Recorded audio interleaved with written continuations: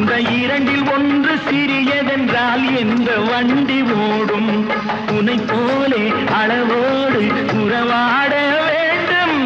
உயர்ந்தோறும் தாழ்ந்தோறும் உறவு கொள்வது அது சிறுமை என்பது அதில் அர்த்தம் உள்ளது. பரமசிவன் கழுத்தில் இருந்து பாம்பு கேட்டது, கருடா சௌக்கியமா?